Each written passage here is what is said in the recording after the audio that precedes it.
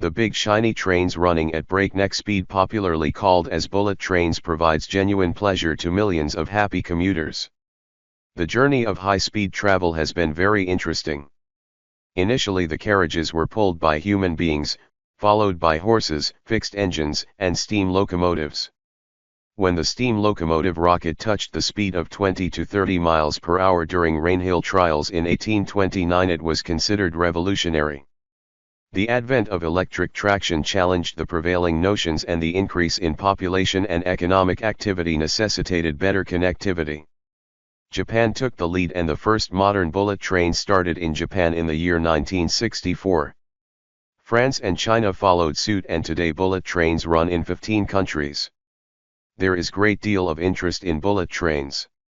We must keep abreast of this latest technological wonder knocking at the door of India. The amount of interest the bullet trains have generated worldwide make it a fit case to read a book on bullet train. Mere reading of isolate articles on bullet trains will not make anyone wiser. It will require a concise and comprehensive study material dealing with all the nuances of the subject. There is no book available to cater to this need. Now someone will say, is there any need? Or I am just trying to generate the need. Dispassionate thinking will make it clear that no big infrastructure project can be a success unless it has the support of public. But how will the public support? The issue of support comes only when they understand the subject. It is necessary to generate awareness about bullet trains not only among masses but also among transport professionals and all those who are engaged or likely to be engaged with such projects. Why the bullet trains have the nose? Can such trains run on existing railway track? How will driver observe the signal? These are some of the questions that come to the mind when one thinks of bullet trains. It will be interesting to know how the owl feather and kingfisher dive have helped in improving the speed of bullet trains. Where is the money? Can we afford such a project? How to generate finance? All these issues are covered in great detail. The implementation process has been explained, and resources for further study have also been indicated. How the breaking of sound barrier by land vehicle has led to further improvement in the speed of trains. And what promises the ET-3, popularly called space travel on Earth, hold?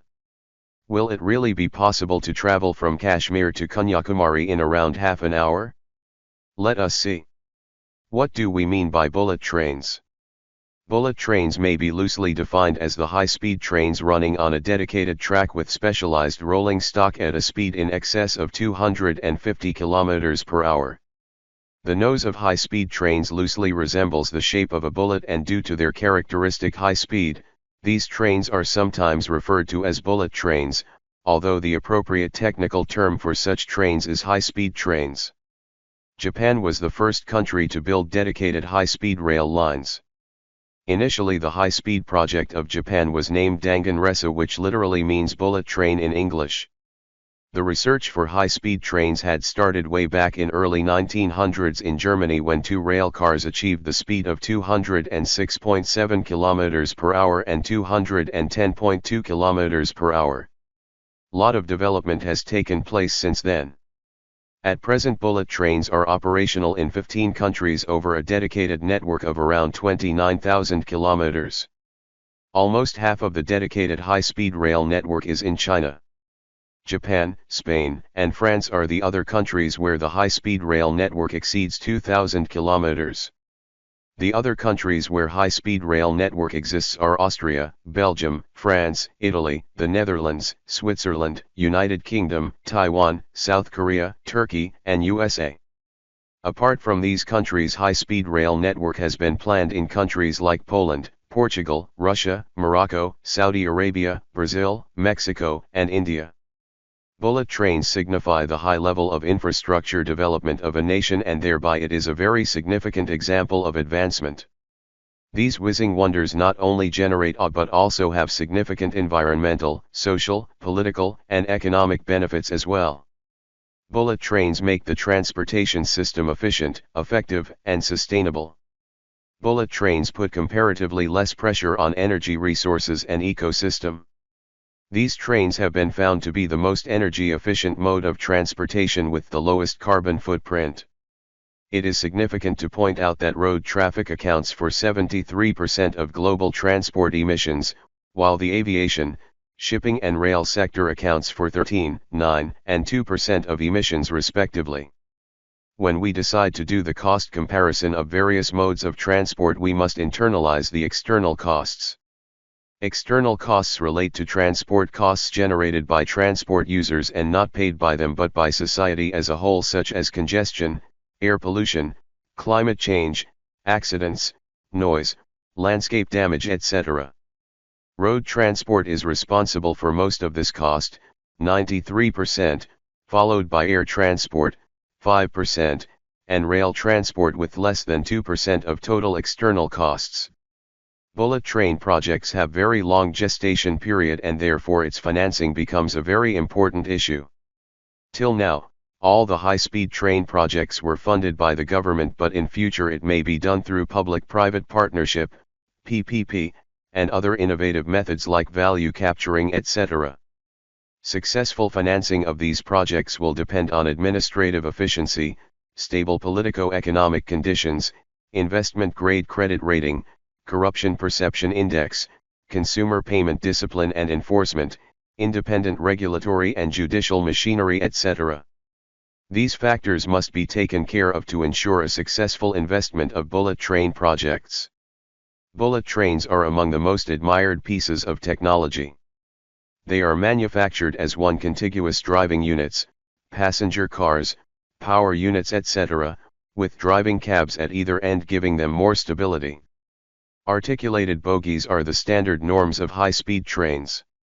In this technology, the articulated cars share one bogie between two coaches for all coaches. These trains have highly aerodynamic designs accentuated by pointed front and back ends. Similarly, open connections on vestibules between coaches are eliminated. These trains are air-sealed and pressurized inside. Generally made of aluminum alloys, exteriors of these trains are highly polished. Almost everything on the bullet trains and its network is controlled by computers, and sophisticated sensors on the trains and track ensure its safe operation. Bullet trains, when going around the curve at high speed, tilt so that the passengers are not inconvenienced due to the centrifugal force generated by the curve. Tracks of bullet trains have no joints but are continuously welded, and the curve design, points, bridges, and tunnels are specially designed to ensure smooth running of bullet trains. There are no line-side signals, as driver of a bullet train cannot see those signals at such high speed. Instead of line-side signals, cab signaling is adopted, which communicates track status and related information to the driver. These high-speed trains, today, are successfully running in 15 countries and are a definite showpiece of advancement. Then why should India remain behind? High speed in the field of transportation is a must to achieve greater mobility. Imagine if the journey from Kashmir to Kanyakumari and from Dibrugarh to Dwarka becomes an overnight journey. What kind of cultural, economic, social, and political integration it will achieve. Unity in diversity has been the hallmark of India. Lack of proper connectivity hampers the desired growth prospects, but the bullet trains will help in bringing the much desired unity, and India will truly emerge as global player. Going one step further, if we have bullet trains connecting important cities in South Asia like Dhaka, Lahore and Naypyidaw, then the economic and cultural exchange will provide immense opportunities for the emergence of India as a global player. To the uninitiated it may seem like a utopian dream. One may argue that we cannot afford investments of such scale, which is about 100 to 200 crore per kilometer. One should remember that all the cost estimates are based on current status of technology and our dependence on foreign countries. What if we are able to indigenize the technology? What if we are able to produce different signaling equipments, track material, rolling stock, etc., in India? What if we have our own technical expertise? What if public-private partnership model becomes a grand success? What if other innovative financing methods become a success? All these are not mere dreams but are realistic ambitions. Critics also point out that it is better to strengthen air transport if we want faster connectivity. There are many good reasons to choose high-speed rail over air travel. The travel on bullet trains is generally cheaper than airfare. Moreover, the bullet train fares are stable, unlike the airfares which keeps changing frequently, thus making it agonizing to choose the correct time for purchase of air tickets. Bullet train travel offers flexibility. World over, most short trips do not require prior reservations. One can simply show up at the station to grab the ticket for the next train without worrying about the exorbitant last-minute fares for air travel. One can carry more baggage in bullet trains and there is less hassle, as there is no need to arrive hours early, wait in long security lines, ration one's liquid and gels as is the case with air travel. Unlike airports, most bullet train stations are located in the heart of the cities, so there is no need to take a long expensive cab ride to airport. Bullet trains are more energy efficient per passenger kilometer than planes or cars. Do we need bullet trains in India? Yes, we do need, as it offers immense environmental, social, political, and economic advantages and will showcase our development to the world. Where do we stand now? The high-speed train project has gained momentum in recent times. Diamond Quadrilateral project of high-speed trains network has been envisaged. Indian Railways has identified 9 corridors for high-speed passenger trains to run at 160 to 200 km/h. In July 2014, Indian Railways conducted the trial run of Shatabdi Express up to a maximum speed of 160 km/h between Delhi-Agra. The train completed the 200 km distance in 90 minutes, and the detailed examination of all the technical issues like track structure, bridge strength, signaling system, security, etc. was done. In August 2014, Indian Railways permitted foreign direct investment in high-speed rail projects. The railway budget of 2014 highlighted the Golden Quadrilateral Rail Network linking the 4 metro cities and also mentioned that running semi-high-speed trains with proper safety measures on select routes will be a matter of top priority for the government. A provision of 100 rupees crore has been made in rail budget for high-speed project to Railway Vikas Nigam Limited.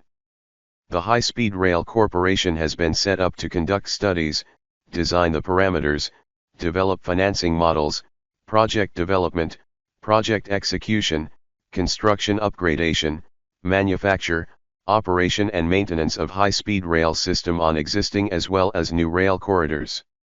Among the steps that have been taken to implement the project include: 1. Necessary institutional framework in the form of High Speed Rail Corporation as a subsidiary of Rail Vikas Nigam Limited. 2. Identification of sections for the proposed high-speed rail system.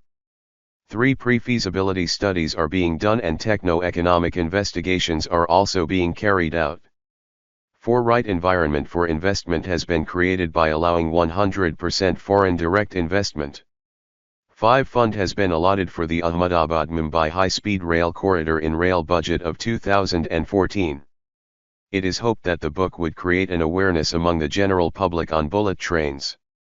When it came to speed, the friction force was a serious limiting factor for vehicles on road. It was observed that if vehicles move on a guided track, then friction is lesser and speed is higher. The earliest reference to such guided tracks is found in Greek history. Diolokos was a paved track quay near Corinth in ancient Greece which enabled boats to be moved overland across the Isthmus of Corinth. The main function of the Diolokos was the transfer of goods, although in times of war it also became a preferred means of speeding up naval campaigns. The 6 km to 8.5 km long roadway was a rudimentary form of railway and operated from c. 600 BC until the middle of the 1st century AD. Diolokos in a way represented the seminal idea of a railway, in the basic sense of a prepared track which so guides the vehicles running on it that they cannot leave the track. The next significant development was the wagonway. Wagonways consisted of the horses, equipment, and tracks used for hauling wagons, which preceded steam-powered railways.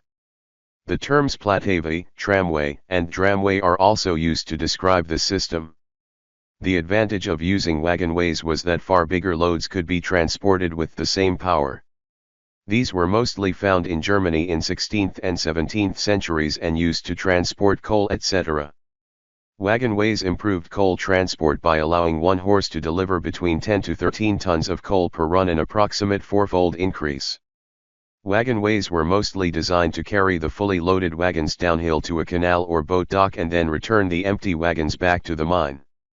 The tracks of these wagonways were made of wood, which were fastened down, end to end, on logs of wood, placed crosswise at intervals of 2 or 3 feet.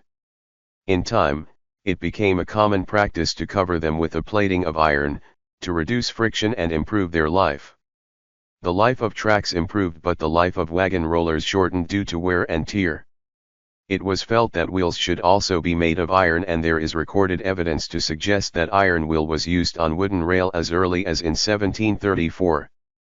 Cases of iron platings buckling under the pressure of loaded wagon were not uncommon, and this led to development of iron rails. Though both the wheels and track were made of iron, yet the source of power continued to be animals, particularly horses. Passengers were also transported in horse-driven carriages, and goods like coal etc. were moved using horses, and in some cases with fixed engines at various intervals connecting the wagons with an arrangement of ropes and pulleys. The advent of steam engines changed the course further. When in 1804 the first recorded use of self-propelled steam engine on a railway was done, it was found more expensive than horses, and there was apprehension that smooth wheels of steam engine may not grip well on the smooth rail. The first public railway, which opened in 1805 in England, used horses as a means of traction. After this 14 more railway lines were taken up in England till 1821, but steam traction was not used in any one of them. George Stephenson's locomotives with certain improvements were used in Killingworth Colliery during this period, and that gave the confidence to use steam engines for more usages. In the meantime, Stockton and Darlington project was started in England to connect the coal-rich Durham area with the port.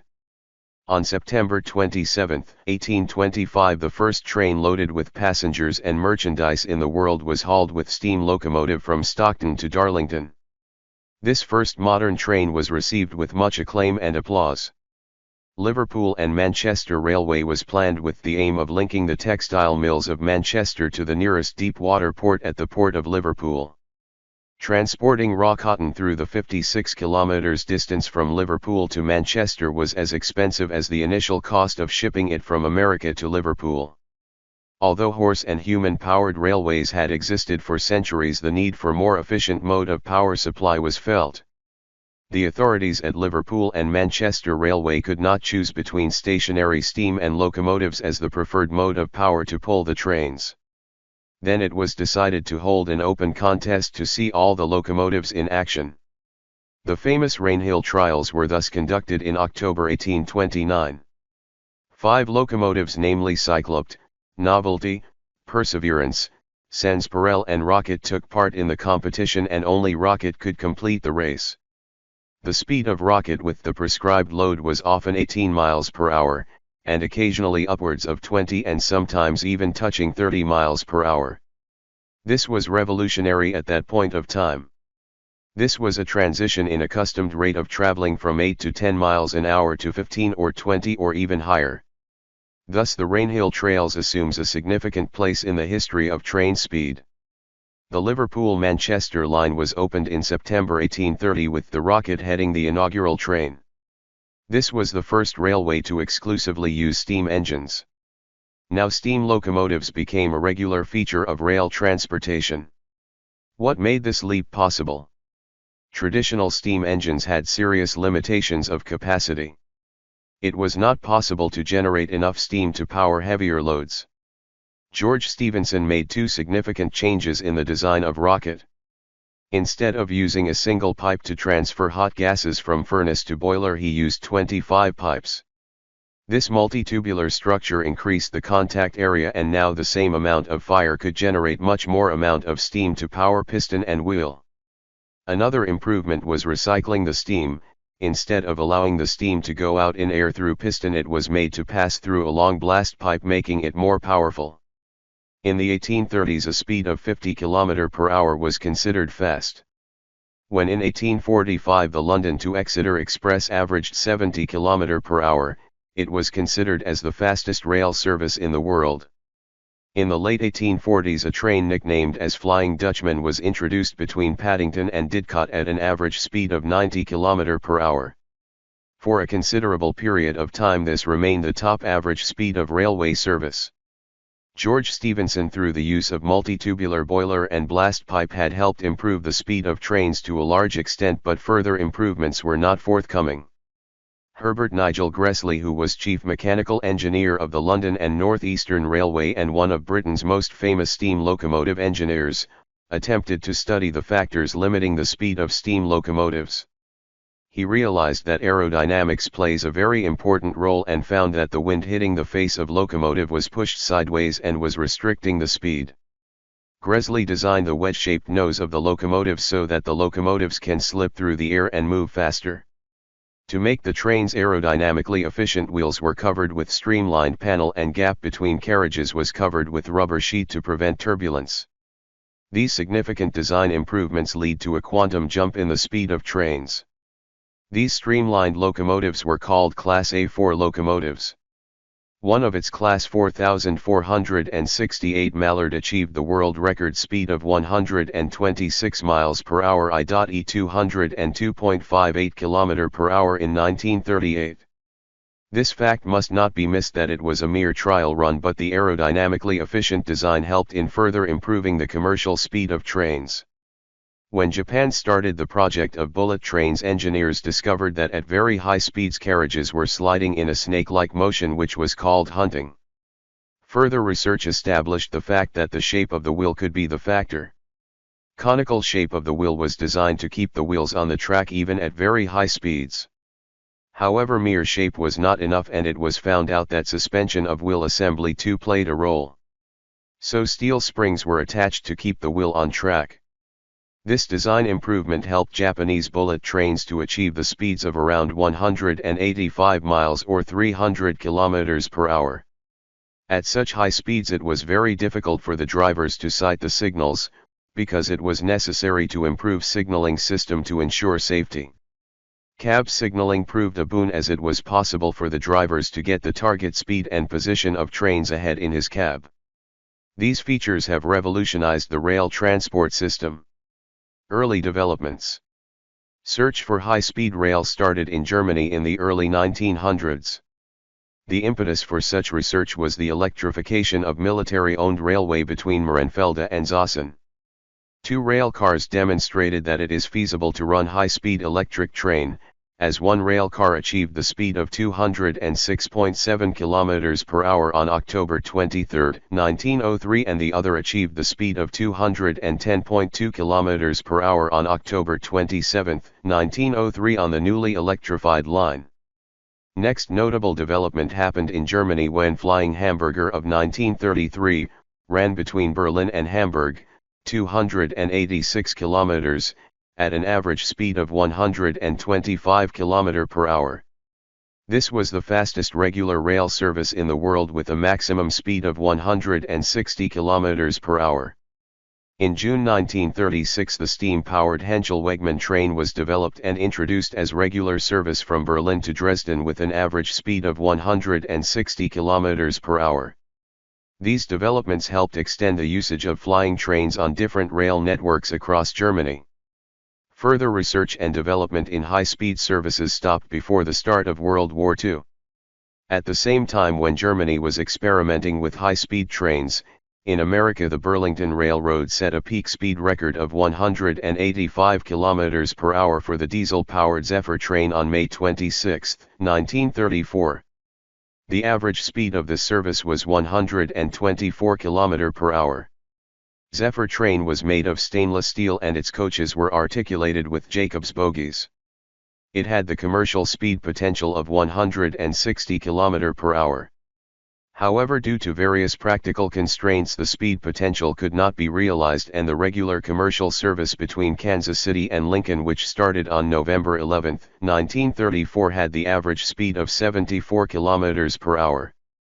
In 1935, Milwaukee Road Company introduced the morning Hiawatha service, powered by steam locomotives at 160 km per hour. These trains were the last high-speed trains with steam locomotives. 1 year later in 1936, high-speed train service between Chicago and Minneapolis was run with an average speed of 101 km per hour. The Italian ETR 200 electric trains of 1936, which served the Bologna-Rome-Naples route, were designed for 200 km per hour. In 1938–39 these trains not only achieved 203 km per hour in a demonstration run but also produced average speeds of 165 and 176 km per hour on the Florence-Bologna-Milan route. Cheltenham Spa Express, run by Britain's Great Western Railway, had the scheduled commercial average speed of 110 km per hour in late 1920s. In the year 1938 in Great Britain, the steam locomotive Mallard achieved the official world speed record for steam locomotives at 202.58 km per hour. The Second World War brought to halt the progress regarding high-speed rail systems. Further development started only after Second World War. In Spain, Talgo, manufacturer of intercity, standard, and high-speed trains, patented the Talgo system. Talgo trains are known for their unconventional articulated railway passenger cars in which wheels are mounted in pairs but not joined by an axle, and bogies are shared between coaches rather than individual coaches. This allows a railway car to negotiate turns at higher speed with less swaying.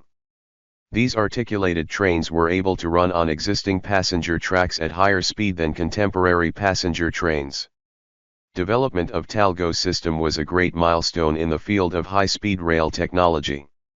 During 1940–50, SNCF, French National Railway, used the 2D2 locomotives, a Swiss model from the 1930s with a speed of 120 to 140 kilometers.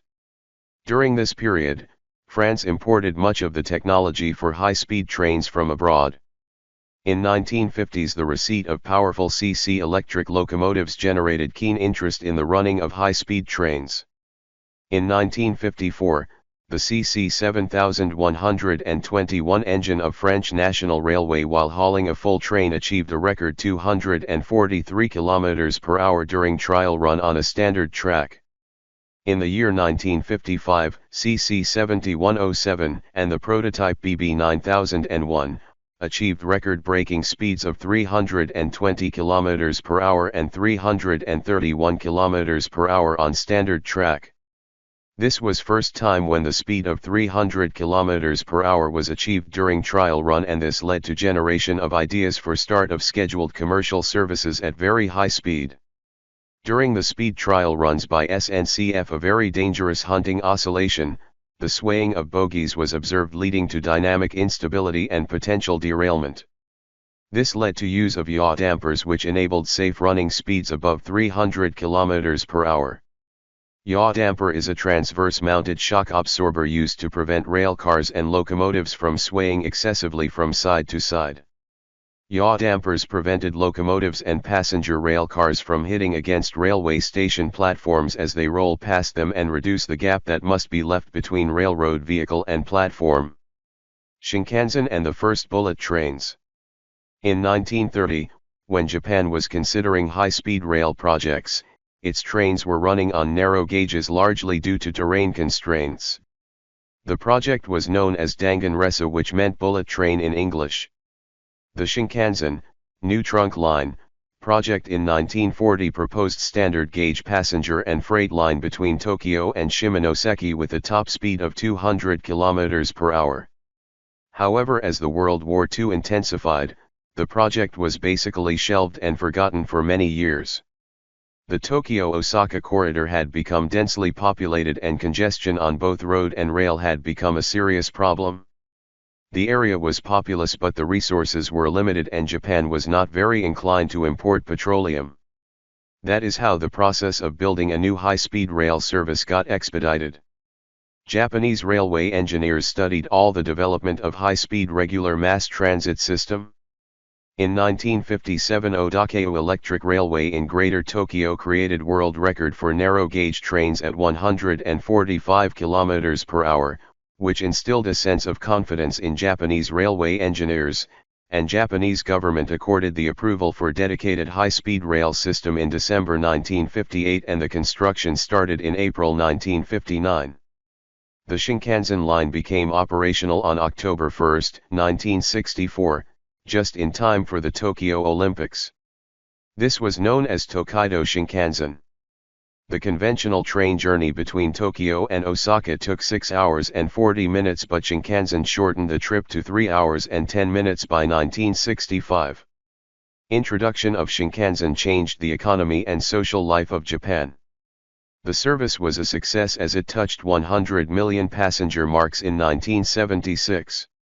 This success led to network expansion of Shinkansen. Revival of high-speed projects in other parts of the world. German Federal Railway, known as DB, Deutsche Bundesbahn, practically demonstrated a daily high-speed rail service at 200 km per hour between Munich and Augsburg in June 1965. This demonstration could reach its logical conclusion in the year 1977, when a new service at 200 km per hour could be started on the same section.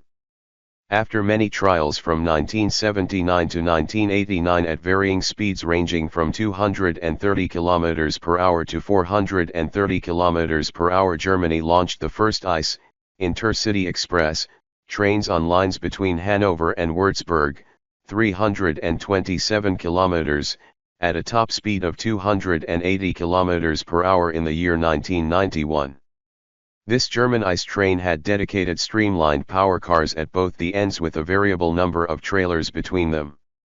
These trailers had 2 conventional bogies per car and could be uncoupled, allowing the variation in train length. In 1999, ICE became capable of commercial operation at 330 km per hour, and in the year 2003, trial run for ICE 3 was conducted at 501 km per hour. French National Railway SNCF began serious studies on high-speed trains after 1955. However, even after the success of Shinkansen, 1964, at 210 km per hour and German demonstration up to 200 km per hour in 1965, SNCF's maximum speed was only 160 km per hour. In 1964, SNCF planned the use of diesel-powered railcar modified with gas turbine. It reached the experimental speed of 230 km per hour in 1967. In the same year, after some engineering improvements like cab signaling, curve revisions, a regular service at 200 km per hour was inaugurated between Paris and Toulouse on the conventional tracks. TGV in French means train à grande vitesse, English equivalent of high-speed train. SNCF developed a prototype named TGV-001 consisting of an indivisible set of 5 cars and 2 power cars at both ends, each powered by gas turbine engine. The special feature of this prototype was the use of Jacobs bogies shared by 2 cars, which helped in reduction of drag and improvement of safety. In 1970, SNCF's specially designed turbo train having the potential of 200 km per hour was used at 160 km per hour on Paris-Cherbourg line. In 1971, French government gave the go-ahead for TGV project. The 1973 oil crisis increased the oil prices substantially, and French government initiated various energy self-sufficiency measures. Accordingly, TGV development switched from gas turbine to electric energy in 1974. An electric rail car named Zebulon was developed for testing at very high speeds of around 300 km per hour. In 1981, the Paris-Lyon high-speed line started operating at 260 km per hour. Further, TGV created many high-speed trial records like 380 km per hour in 1981, 515 km per hour in 1990 and 574.8 km per hour in 2007. To revitalize the stagnant southern Spanish economy, it was proposed in late 1980s to have a new rail link to Andalusia. It was also decided that the new line be a standard gauge and not the traditional Iberian gauge. Expo 92 in Seville and Olympics in Barcelona were the reason for expediency shown by the Spain government in the implementation of high-speed rail project. Spain was able to open the Madrid-Seville high-speed rail line before these events. In 2005, Spain announced an ambitious plan which envisaged that by 2020, 90% of the population would live within 50 kilometers of a station served by AVE rail service. Thereafter Spain started building one of the largest high-speed rail networks in Europe. AVE is the name of high-speed rail system operated by Spanish National Railway Company. Spanish high-speed rail system is the longest system in Europe and second longest in world, next only to China. First high-speed section of Italy was Rome, Florence, Direttissima, means shortest link, which opened in 1976. Then in 1978 trial run at 250 km per hour was conducted. In 1996 an ambitious project of high-speed rail route cutting across Apennines for a stretch of 79 km with 72 km of it in tunnels was started, thus making it one of world's most expensive lines. Only a year after the successful run of Shinkansen in Japan, USA enacted the High-Speed Ground Transportation Act 1965 to explore the development of high-speed rail in USA. This led to introduction of metroliners between Washington, D.C. and New York City in 1969 with a top speed of 180 to 192 km per hour. These were high-speed electric multiple units which were gradually replaced by locomotives hauled trains. National Railroad Passenger Association known as Amtrak planned high-speed rail services as a replacement for metroliners. Sincere efforts for development of high-speed rail systems started in USA in 1992 when the segment between Boston and New York City was chosen for upgradation of speed through electrification of the segment. Two trains, namely Swedish X2000 and the German ICE-1, were tested between New York City and Washington, D.C. Finally a tilting train derived from TGV was put into service in December 2000. This new service was called Acela Express and linked Boston, New York City, Philadelphia, Baltimore, and Washington, D.C. It achieved a maximum speed of 241 km per hour on a small section of its route through Rhode Island and Massachusetts. With the increasing popularity of the Acela Express, the metroliner service was phased out. The last metroliner operated on October 27, 2006. Seoul-Busan axis is considered the main traffic corridor of South Korea. Planning for a second passenger rail corridor on this line had started way back in the 1970s. Many studies were conducted and finally in 1989, the Korean government decided to implement the high-speed rail between Seoul and Busan, for which construction started in 1992. It was decided that French TGV technology will be used. The operation started on April 1, 2004 on the Seoul-Busan corridor. This service was called Korea Train Express, KTX. Currently the top speed of KTX in regular service is 305 km per hour. The next generation KTX train, HEMU, 430X achieved 421.4 km per hour in 2013, and thus South Korea became the world's fourth country after France, Japan, and China to develop a high-speed train running on conventional rail above 420 km per hour. The earliest example of high-speed rail system in China was Asia Express, which operated in Japanese-controlled Manchuria from 1934 to 1943. Asia Express was a steam-powered train with maximum permissible commercial speed of 110 km per hour. After the discontinuation of service in 1943 there was not much progress as far as the speed of Chinese railway was concerned. The average speed of Chinese railway trains remained very low. It was 48 km per hour in 1993. Thus Chinese railway was unable to compete with airline and roadways. Chinese railway attempted traditional modernization measures like doubling, electrification, grade smoothening, curve realignment, use of continuously welded rails, etc. This led to marginal improvement in average speed. The Chinese Ministry of Railways launched a project to raise the speed of railway travel in China.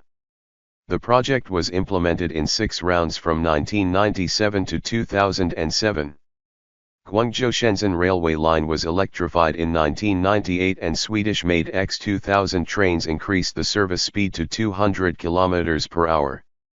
By 2007 this line had 4 separate tracks and high-speed passenger and freight trains were running on separate tracks.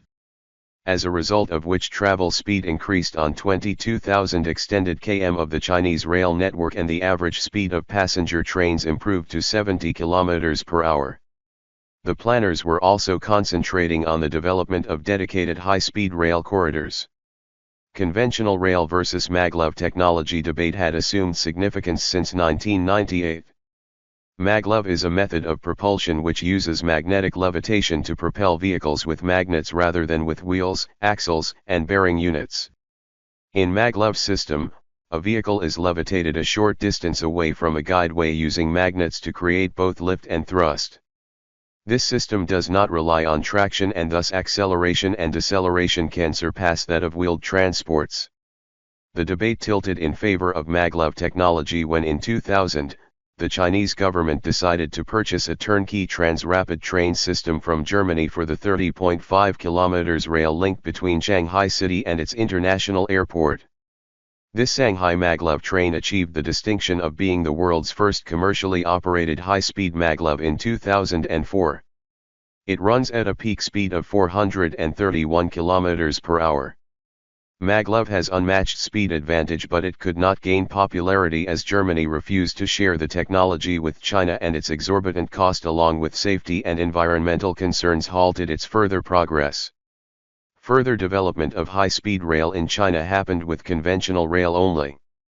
The other issue which became controversial was the acquisition of foreign technology. Initially Chinese government planned to adopt Shinkansen technology as it had a successful track record. But the issue of developing Chinese high-speed rail system with Japanese technology got politicized and there were massive campaigns to oppose the adoption of Japanese technology. The reasons were historical rather than economical. Chinese people were against Japan as it had allegedly committed excesses during the Second World War. These protests led to adoption of a diversified approach and Alstom of France, Siemens, and Bombardier of Germany and a Japanese consortium under the leadership of Kawasaki were awarded portions of high-speed rail contract. All these agencies had to assemble units through local joint ventures and all high-speed train sets to be as per China's standard.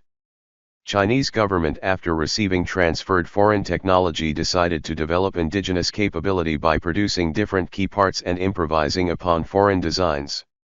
Till 2007 the Qinhuangdao Shenyang passenger line with a top speed of 250 km per hour was the only high-speed rail line in China.